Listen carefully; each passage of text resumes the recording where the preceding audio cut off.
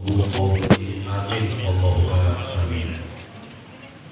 Habainal kiram wa ulama'inal a'izzah, para alim, para habaib, para sesepuh, para guru-guru kita semua, semoga diperpanjangkan umurnya oleh Allah Subhanahu wa taala. Amin.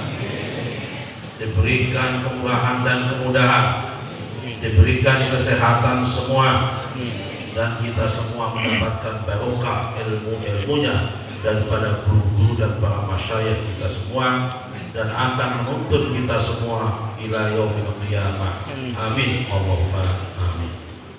Bapak Lurah yang kami hormati, para hadirin sekalian jamaah kuliah subuh dan maulid yang berbahagia, dan moga-moga mendapatkan rahmat dan barokah dari Allah Subhanahu wa taala.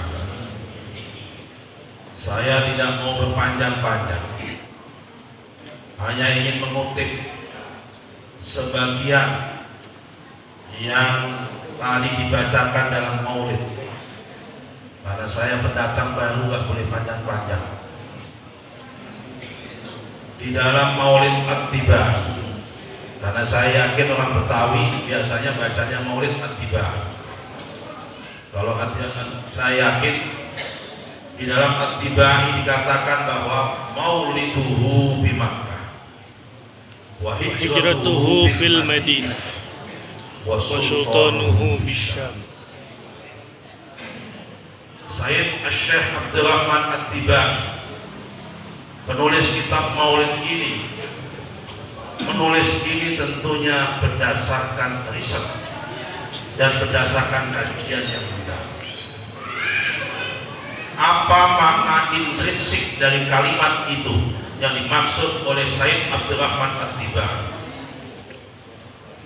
Salah satu maksud tersebut adalah Islam akan kuat, umat Islam akan kuat, di suatu masyarakat akan kuat, di suatu kampung akan kuat, di suatu negara akan kuat kalau di dalamnya meliputi ada 3 unsur masyarakat di dalamnya, menurut Sayyid Abdurrahman At-Tibai.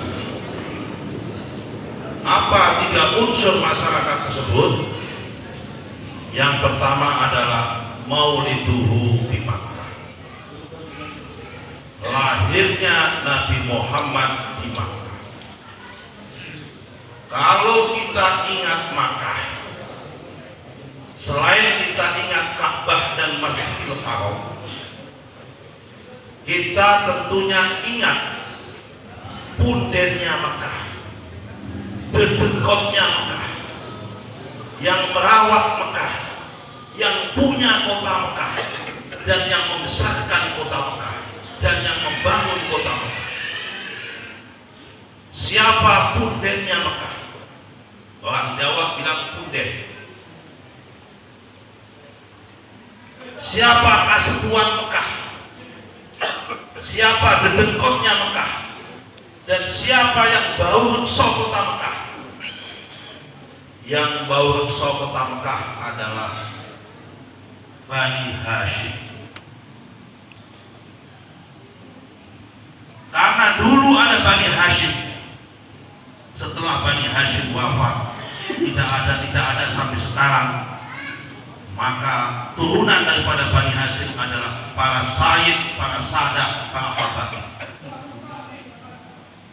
Suatu negara, suatu masyarakat, suatu desa, suatu komunitas manapun akan kuat di dalamnya kalau di dalamnya ada unsur sayyidnya, ada habaibnya, dan ada para dzurriyyat Rasul Muhammad sallallahu alaihi wasallam. Karena itu saya yakin sebelum maulid dibaca ada baitnya, dan bait yang sering ditulis adalah, yang dibaca adalah baitnya Al-Habib Abdullah bin Ali Al-Hadad, Ahlul Baitil Mustafatuhun hum amanul ardi fattahu syubbihum bil anjumi zuhri mislama qadja'a fis sunnah. Karena itu bapak-bapak sekalian dan ibu sekalian, betapa istimewanya Ahlul Bait atau para habaib dan para sadah tersebut ditulis oleh Al-Habib Abdullah bin Ali Al-Haddad adalah Ahlul Baitil Mustafa At-Tuhri. Mereka adalah para ahli baitnya Nabi Muhammad SAW At-Tuhri yang disucikan. Hum amanul ardi faktahi. Mereka itulah penjaga keamanan dan penjaga bumi itu sendiri. Alhamdulillah, kita saksikan tidak ada negara seindah Indonesia, lebih-lebih Pulau Jawa, lebih-lebih tanah Jakarta. Pulau Jawa ini ditanamin apapun tumbuh. Kenapa? Karena tanahnya, di dalamnya Pulau Jawa ini paling banyak tanahnya itu tempat dimakamnya para habaib dan para sayyid dan para wali-wali Allah di muka bumi. Tidak ada dan sebanyak di Pulau Jawa ini. Memang di Pulau Jawa ini tidak ada makam Nabi, tapi banyak makamnya keluarga Nabi, banyak makamnya darahnya Nabi.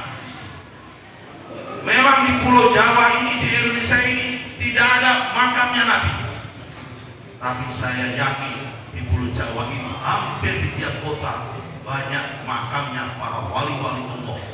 Salah satunya Wali Songo Habib Husain bin Abdul Bakar Al-Idrus Luar Bantar, Habib Umar bin Abdullah bin Muhsin Al-Atos Empang Bogor dan sebagainya dan sebagainya. Itu adalah hum amanul ardi fakta, adalah para penjaga di muka bumi. Tetapi ini saja tidak cukup. Berpegangan sama habaib para sadah saja tidak cukup. Diingatkan oleh Said Abdul Rahman At-Tibar, harus ada yang kedua, dan itu harus kompak. Apa itu yang kedua? Wa hijratuhu bil Madinah. Hijrahnya Nabi Muhammad bil Madinah, di kota Madinah.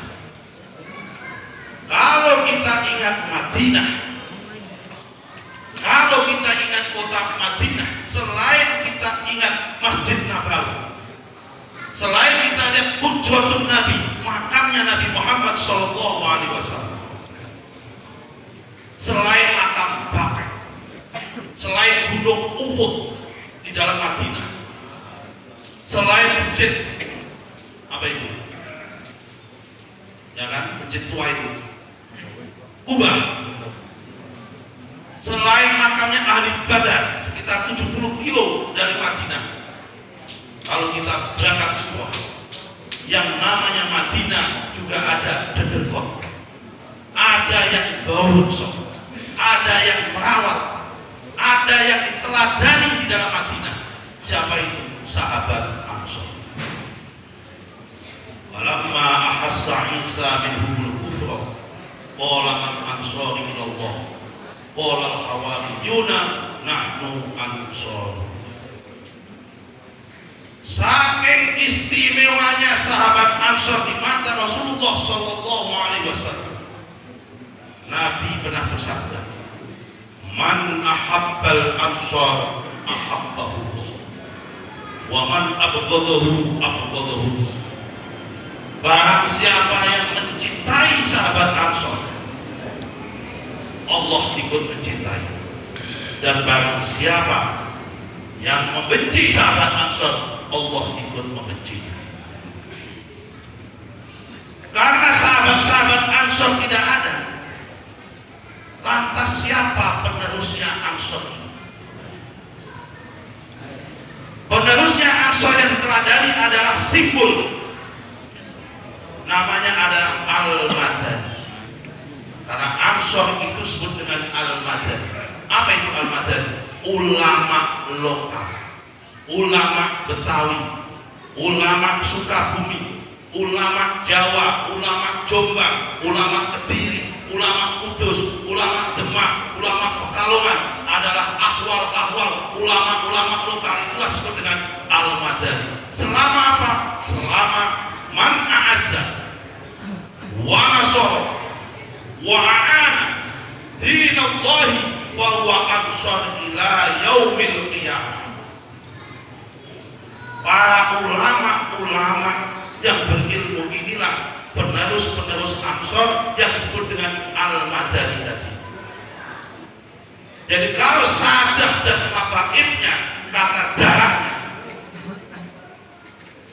karena duriannya Rasulullah SAW, tapi karena ulama ini dan karena ilmunya. Karena itu antara habaib dan antara ulama tidak boleh dipisah dan harus bersatu untuk membangun masyarakat.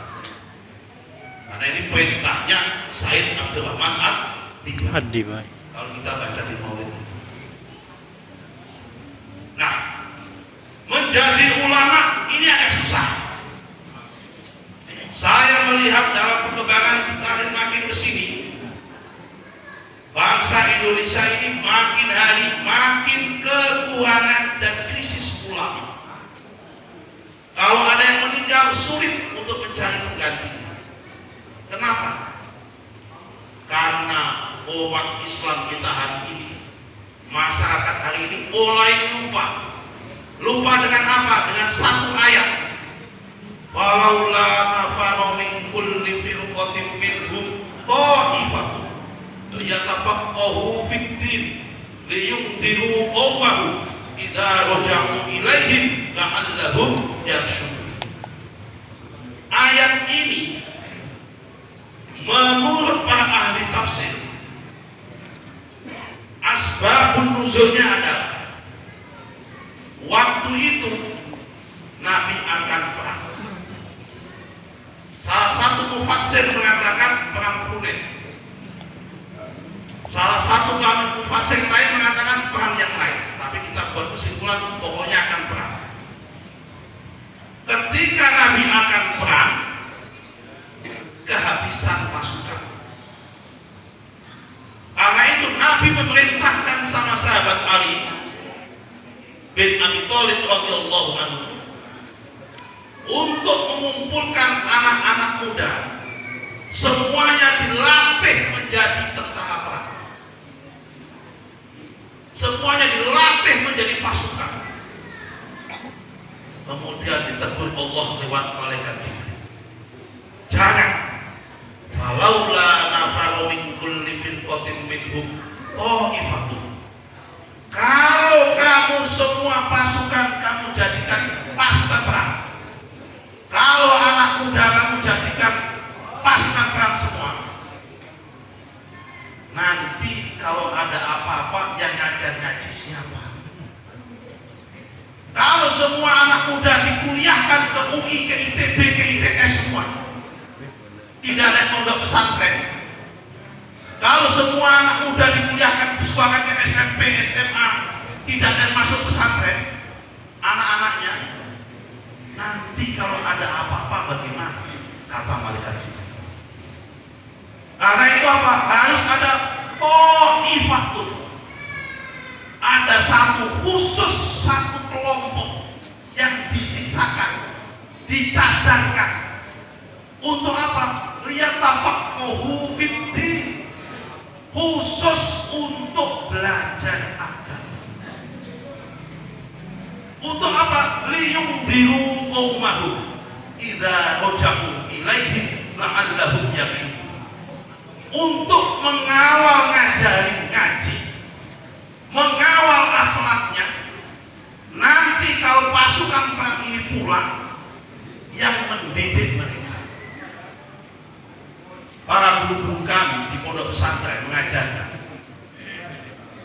hukumnya belajar agama tafaqquh fiddin khusus untuk disiapkan menjadi ulama. Para guru kami mengatakan hukumnya fardu kifayah berdasarkan ayat ini. Kalau tidak bisa satu tiap rumah untuk dipondokkan pesantren untuk jaga-jaga persiapan menjadi ulama, minimal satu Bani Yusuf minimal,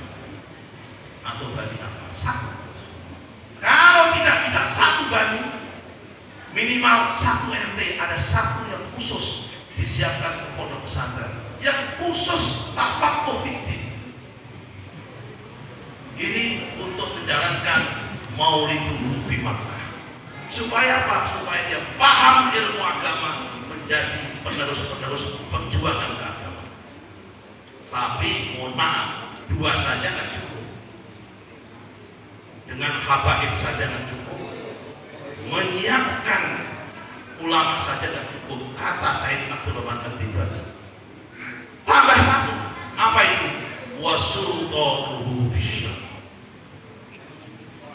Kalau kita ingat Syam itu hari ini Syria, ibu kotanya Damaskus, dalam situasi konflik dan peperangan, diacak-acak oleh kelompok-kelompok tertentu, pertentangan antara Sunni, Wahabi, Syiah di sana, yang kecamuk sehingga terjadi perang saudara.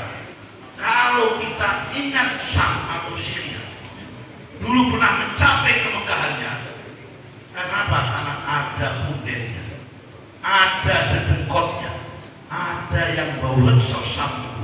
Siapa itu? Sayyidina Muawiyah, Khalifah Muslimin Indonesia, Muslimin dunia waktu itu adalah Sayyidina Muawiyah, yang berhasil mengislamkan sampai ke Mesir, yang berhasil mengislamkan sampai Andalusia adalah Bani Umayyah. Apa karakter Muawiyah? Apa ciri-ciri sahabat Muawiyah dibandingkan sahabat-sahabat yang lain? Ciri-ciri sahabat Muawiyah dibandingkan dengan sahabat yang lain adalah Muawiyah ini lihai berpolitik. Muawiyah ini cakap memimpin pemerintahan. Muawiyah ini lihai dan mampu memajukan dan menyenangkan rakyatnya ketika dipimpin. Karena itu hari ini hadir Pak Lurah. Pak Lurah kalau menjadi pemimpin harus seperti Muawiyah, lihai melihat masalah, mampu menyenangkan umatnya, rakyatnya, silaturahmi terus menerus. Itu yang dilakukan oleh sahabat Muawiyah sehingga mampu meredam. Padahal sebelum Muawiyah terjadi konflik yang luar biasa, yaitu antara Sayyidina Hasan dengan para pengikut Sayyidina Ali yang tidak terima ketika Muawiyah dipilih, tapi mampu diredam, diperbaiki. Ini adalah simbol negara, masyarakat, dan suatu komunitas manapun akan kuat kalau di dalamnya ada persatuan tripartit, habaib, ulama, dan pejabatnya. Tapi kalau pejabatnya pecah dengan ulama, ulamanya pecah dengan habaib, saya yakin negara itu akan hancur. Kita semua tidak menginginkan Indonesia hancur. Karena kita semua tidak menginginkan Indonesia hancur, maka harus kita jaga supaya apa?